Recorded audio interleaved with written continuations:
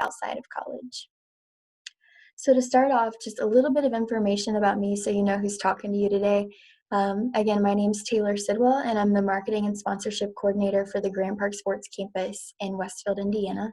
I graduated from IUPUI in 2016 with a degree in marketing from the Kelley School of Business, and I minored in both event management and sports marketing in an effort to customize my degree plan for the work that I wanted to do later on. I was heavily involved while I was in school. I studied abroad. I was a Kelley ambassador.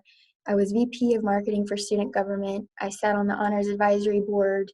I was involved in a faith-based organization on campus, and I was also a student worker for the undergrad advising office. So between all that and coursework and life outside of college, I stayed pretty busy, but I loved every minute of it.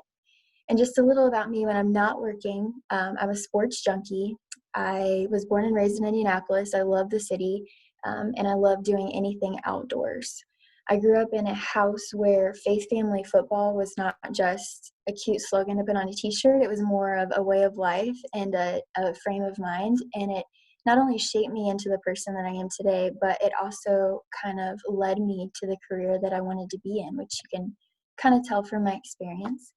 I listed out each of my positions that I've had thus far, starting with my first internship up until the current role that I have. I could dive into each of these specifically with stories and lessons learned, but I wanted to give you guys a high-level overview of my experience and some of the things that I was working on in the industry for each of these companies.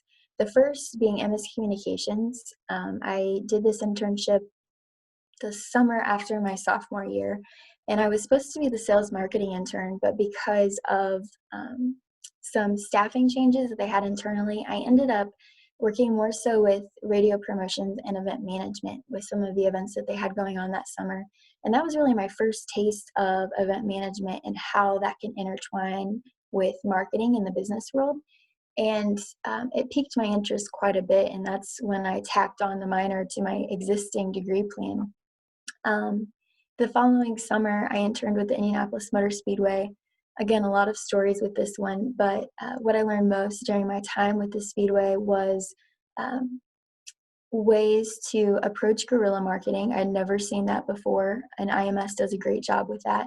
And also grassroots marketing. I went into IMS thinking it's a large venue, it's a very well-known venue, so I was expecting to learn more traditional marketing avenues such as TV, radio, social, that kind of stuff. But they placed heavy emphasis on grassroots marketing. They found a lot of value in creating ways to engage with the community one-on-one. So each weekend during my summer with IMS, I was at a different event within the city, across the state, even in surrounding states. They would send us to events every weekend to quite literally set up a 10 by 10 tent with an iPad and promotional material and just find ways to engage with the community and talk to folks at random events or places about what was going on at the track. And so that was a big lesson learned, as well as it was very eye-opening being at IMS to learn the time requirement necessary for the events and sports world. I'd say on any given week, we averaged 40 to 50 hours a week, but on race weekends, it was more like 80 or so hours a week that we were doing. And it felt crazy at the time, but as I went about my career, I quickly learned that that was not abnormal in the events and sports space. So my internship at IMS actually led me to LST Marketing. LST was formerly Andretti Sports Marketing, and they rebranded 2 or 3 months before I got there in an effort to break away from racing and to take on more clients outside of racing. So I accepted an internship with LST right after graduating, which felt really untraditional. It was actually really uncomfortable, but I took advice from professionals in the industry, and I got the impression that if I started in an industry that I didn't want to be in, it would be hard to break into the one that I wanted to pursue later on. So I took the internship with LST in hopes that they would offer a full-time position, and they did 3 months later. LST is an agency, or they were an agency. So most of my clients were in the sports world. I did a lot of work with IndyCar. I did event promotions and activations for them for various races. Porsche Club of America was another one of my clients. They flew me to different races around the country to do real-time social media press releases, as well as event activations such as victory podiums and award banquets. One of my clients that had nothing to do with sports was actually a credit card solution company.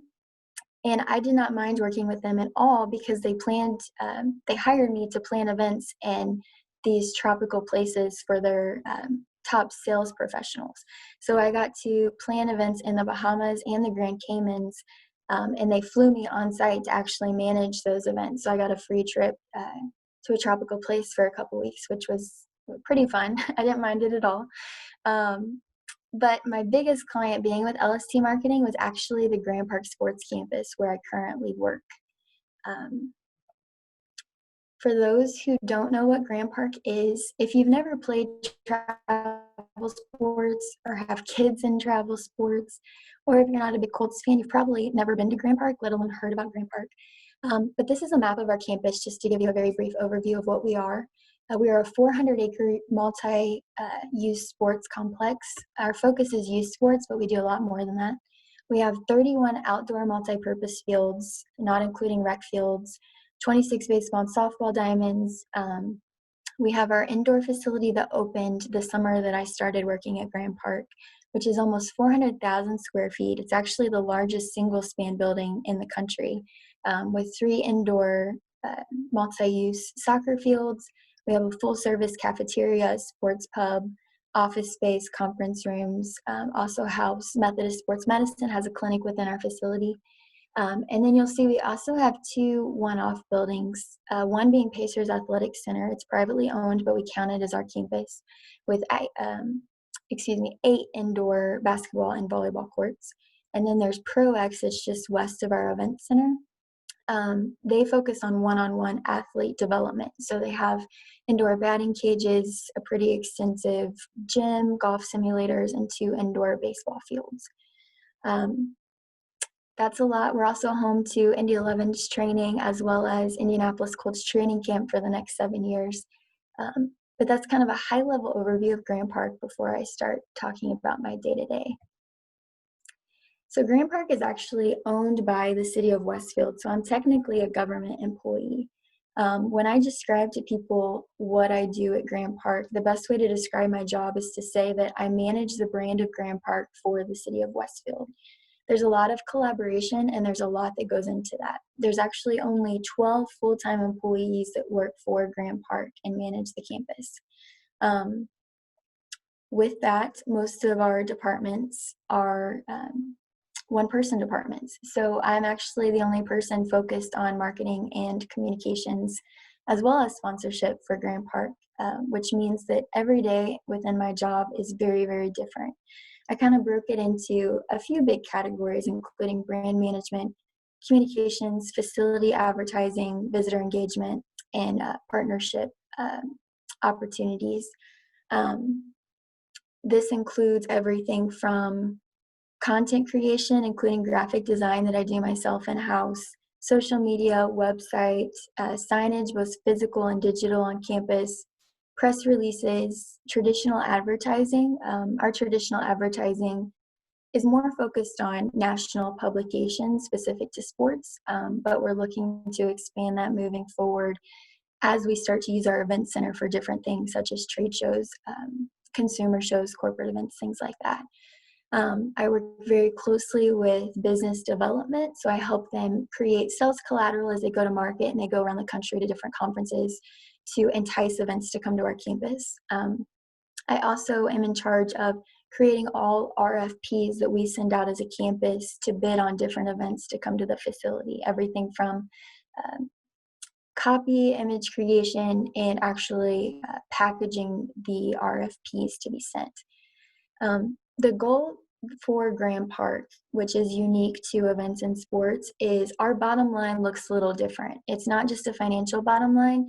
Our focus is on the visitor experience and visitor engagement. Everything we do, we want to be focused around the visitor and creating the best experience possible for that visitor. So it's a very high level overview of what I do. And just to share a few lessons learned, these are the top three that come to mind for me. Most of these do come from my experience at Grand Park, but there's lessons that I learned in every position that I've been in so far. The first being you don't have to know to try. This was a big lesson to learn coming out of college because you're coming out of a structure where you rely on a textbook to tell you what's right or what to do. And you come out of, you know, the routine of taking tests where there's a very clear right and wrong answer on things. But in the real world and in the workforce, that's not necessarily the case. It's a lot of, try this and see if it works. And if not, try something else. And that can be really intimidating at first. So a big lesson that I had to learn was sometimes you just got to do it, especially at Grand Park. Grand Park's about 5 or 6 years old. So before I accepted this position with them, there were a lot of things coming into it I knew they were supposed to be doing in the marketing space, but they hadn't even touched yet. So there was no precedent to follow on what to do. So it was a big learning curve, but it was something that I quickly had to adapt to. And I think as a new professional in the workplace, it's something that each person should learn to adapt to and learn to roll with a little bit, and know that the more that you push yourself to just try things, the easier it will become. The second, embrace failure. This one is really, really hard for me because I don't like not being good at things. Um, but there is so much to learn through failure. And I think specifically with our industry, marketing is ever evolving. I would argue that marketing is the most evolving arm of business nowadays. I think it's just the nature of what Grand Park is. I mean, excuse me, not what Grand Park is, what marketing is. But also just the nature of our generation. We live in a social media society where we know what everyone's thinking about everything all the time, and we're able to communicate with people in real time. And to do that, you have to stay relevant, but also you're challenged to stay strategic in doing so. And risk comes with that. So I would encourage you or anyone in the industry, learn to push yourself out of your comfort zone, learn to get creative, and learn that it's okay to screw up sometimes. I think that's just the nature of it. But know that if you refuse to push yourself or you refuse to take risk, you're not only stunting your own professional growth, but you'll also risk stunting the growth of the company that you're with. And the third, learning is huge. Learning to stay on the leading edge of things in an ever evolving industry. It's really important to stay in the know about what's going on and things that are changing within the industry. And I meant to create another slide with resources, and I failed to do so. But I wrote a few down that I personally do to stay in the know on the industry and to stay updated on what's going on. Um, there are traditional avenues to do so, such as networking events. As awkward as they are, they're a great tool and resource to stay connected. Um, there are free classes offered online. A great one to utilize: Google offers free AdWords certification and analytics certification. If you haven't looked into those, I highly suggest doing that. Facebook also offers free courses if you're at all interested in social media and marketing communications. Those are great resources to take advantage of, not just for knowledge, but also they're great resume builders as you advance in your career. A couple other big ones for me, there are a couple of websites that I love to utilize. These websites are more for implementation, but they also help keep me updated on what's going on. One is called Exploding Topics. Exploding Topics works kind of like Twitter's trending bar that you'll see with hashtags, but it's more so meant to let you know what's trending before it's actually trending. So they have a very strategic algorithm that they use to keep up with what's being talked about online, and they actually will throw trends at you. You can actually categorize them if you want to, but they'll throw trends on a page for you and link it to a percentage to let you know how fast something is trending. So you can personally determine that looks like it's trending pretty fast. Maybe your business should push out something like that, so we're one of the first to do so. That's also a great way to get out of your comfort zone and to take a risk. But that website is a great tool to to kind of navigate that risk if you're not sure where to start from. The second one is called Marketing Examples. Marketing Examples also has really great social media handles with great content, and it's quite literally what it says. It's Marketing Examples. So you can go on their website, categorize what examples you're looking for. I'm sure this could be helpful with class projects.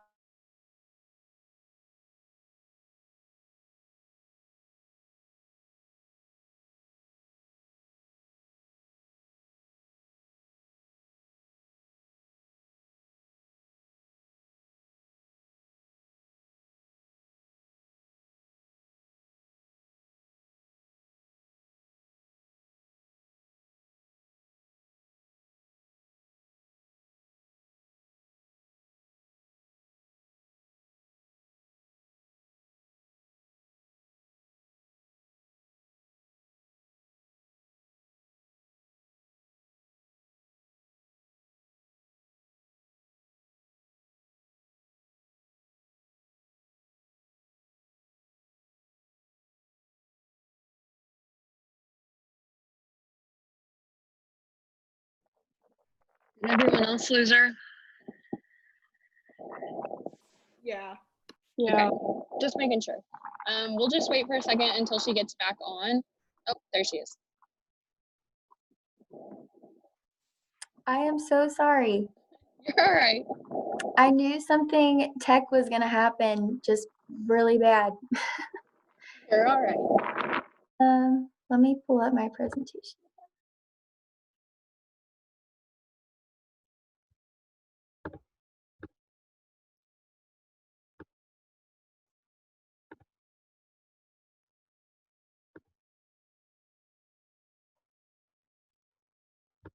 Okay, sorry about that. Okay, so like I was saying, a couple other resources besides those websites. There are a few newsletters that I get, e-newsletters, that I find very, very useful, and they're the first things that I read in the mornings before I start my workday. The first is Morning Brew. If you've never heard of it, it's just quick one-liners that they provide about what's going on in the business world that day.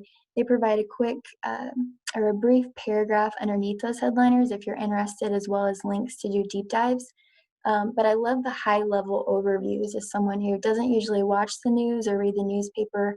It's a great resource to stay updated when you don't really have the time to dedicate to doing deep dives into that stuff. The second newsletter I get is called Stacked Marketer. This does the exact same thing that Morning Brew does, except it's all about what's happening in the marketing industry. And then the third is called Sports Impact Ticker.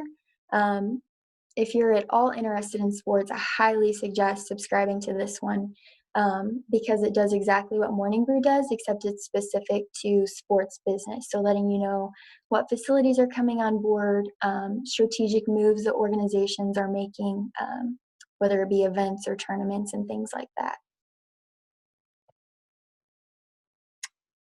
So a few tips that I have. These are very general.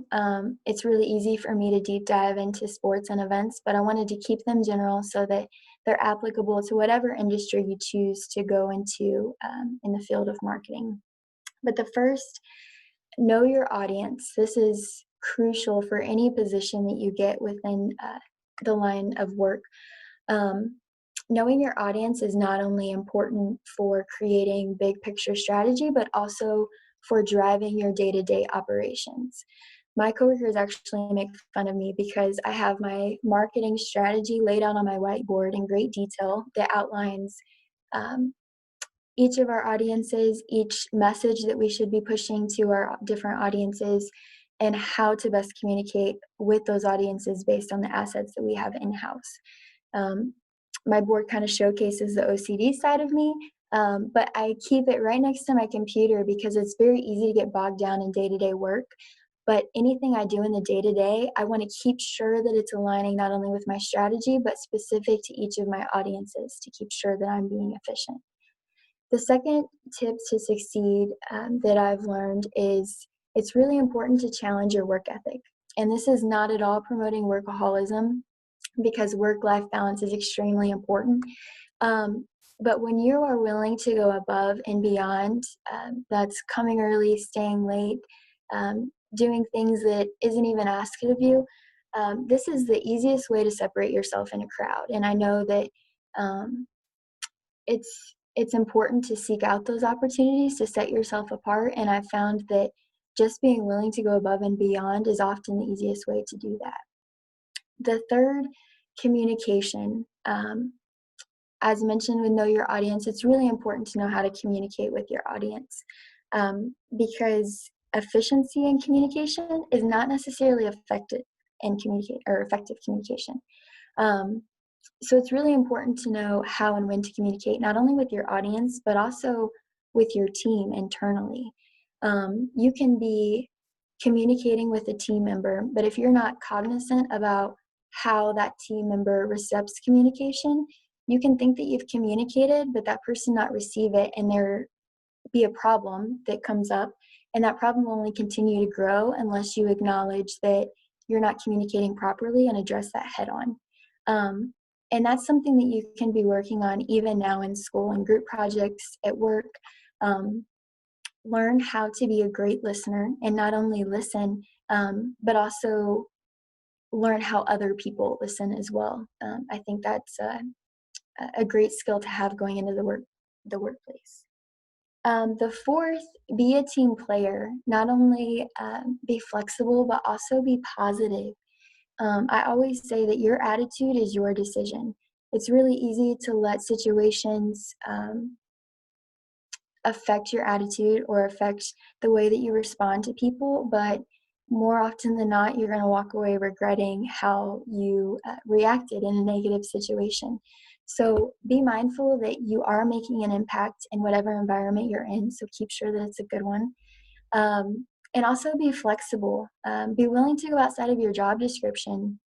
A good example of this is last year for Colts training camp.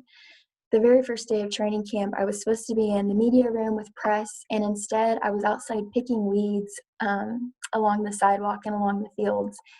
And I in no way expected to be picking weeds that day, and it is not in my job description to pick weeds, but our grounds team was short-staffed, and it needed to be done before guests arrived on site. So it was all hands on deck, and me and business development and our accountant, we were all out with the grounds and operations team on our hands and knees picking weeds because it needed done. But that kind of attitude is so important in creating a collaborative environment wherever you are. So I highly encourage that.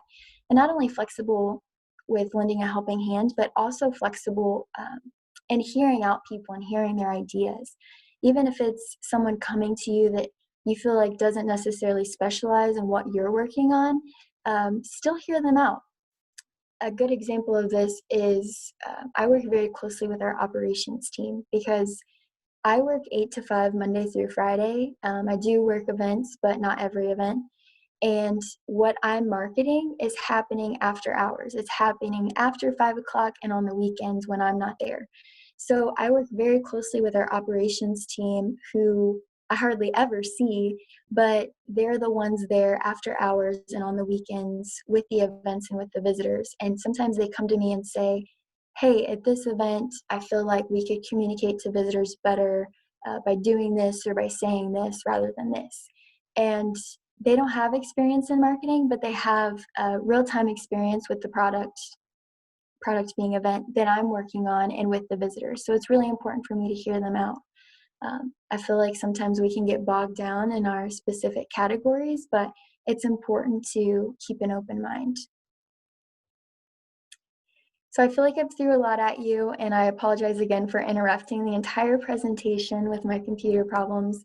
But I wanted to leave you guys with a quote that I love. You can succeed best and quickest by helping others succeed. I think we feel a lot of pressure in school and especially out of school to succeed.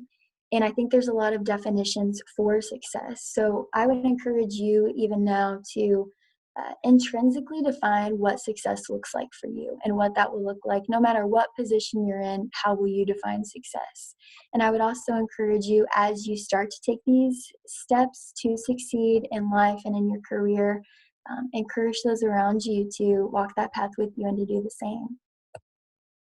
So that's all I have for today. I'd love to hear any questions you guys have, but if you have none, I've also provided my contact information. You're welcome to reach out at any time with questions that come up later.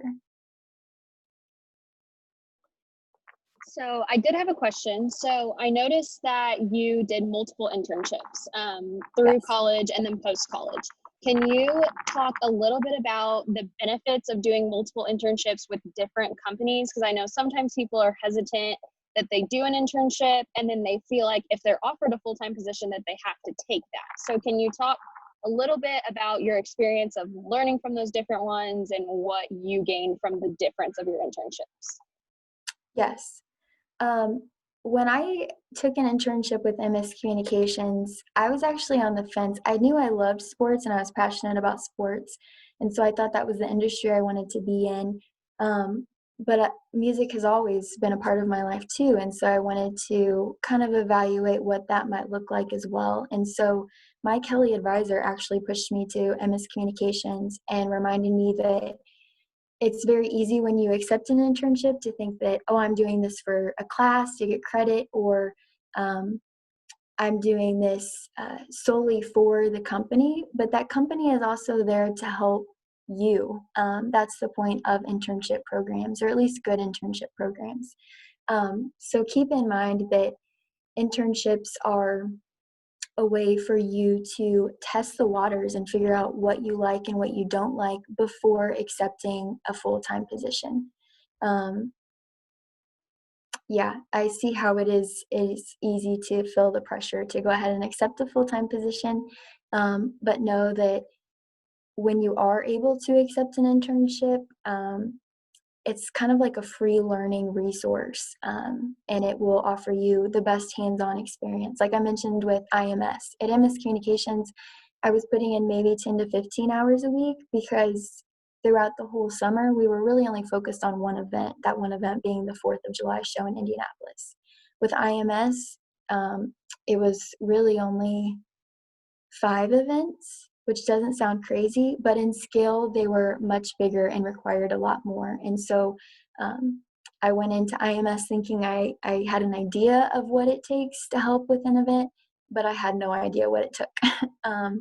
And so it's really important to diversify, I feel, your experience before fully committing to something.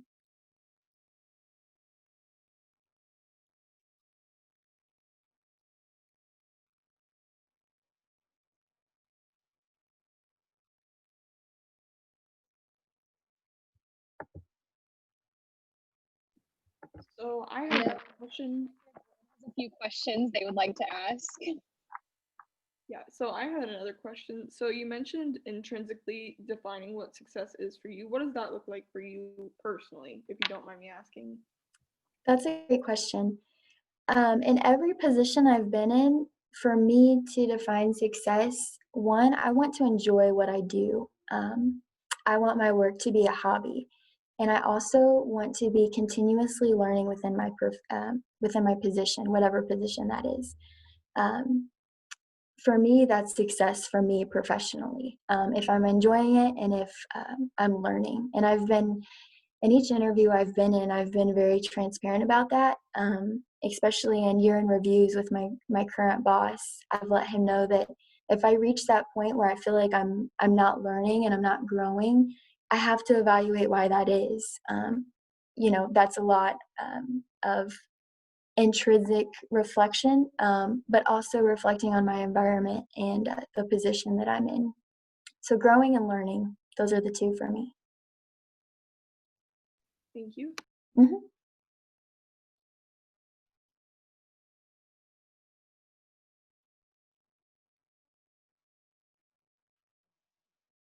Any other questions?